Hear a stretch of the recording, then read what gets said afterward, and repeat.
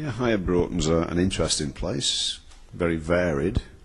It's like parts of most cities. It's at the top of a hill, and as you go up hills in cities, the houses get bigger and people get richer. And a lot of people who made money in the Industrial Revolution came to live in Higher Broughton from Manchester. 100 years later, things changed. Those big houses are very often in multiple occupation. They've been turned into flats maybe. Some have deteriorated. Alongside them there are maybe rows and rows of terraced houses that were squeezed in later to house workers, and in turn they've perhaps been turned into flats, or they're occupied by numbers of people. And then where there have been some clearances of terraced houses, you've got some modern council houses or social housing, people who are well off, people who are in work, and quite a large number of people who actually aren't in work and who suffer from some of the worst aspects of multiple deprivation.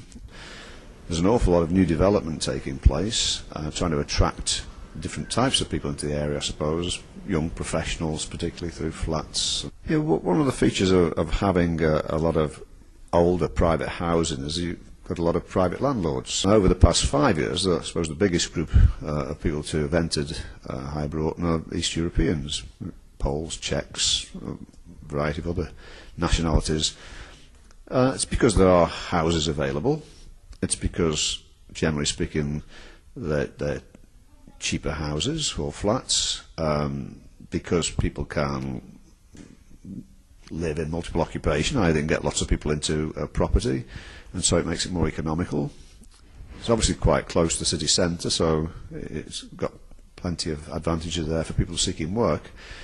And of course one of the issues with that over time is that people bring their families along, so that they have children here, so their children start to go to school locally, and in that way, if you like, the migrant population just blends in gradually with the existing population.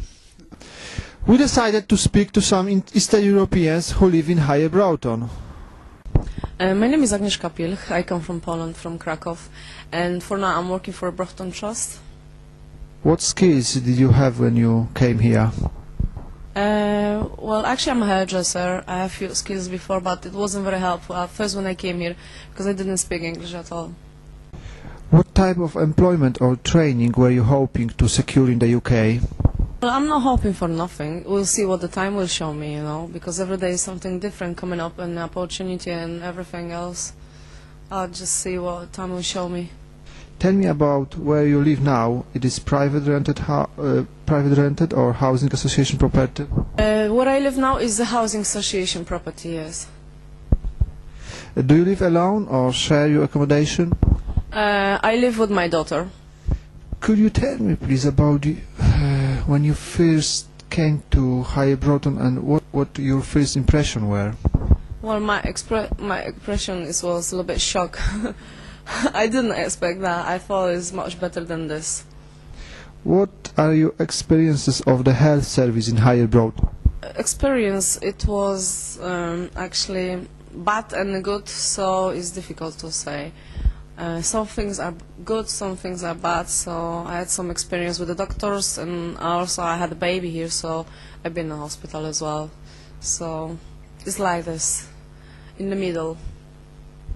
Have you been a victim of crime here or know anyone who has? Yeah, I was a little bit, but I don't really talk about it, but I've known some people, yeah, they had, yes, bad experience.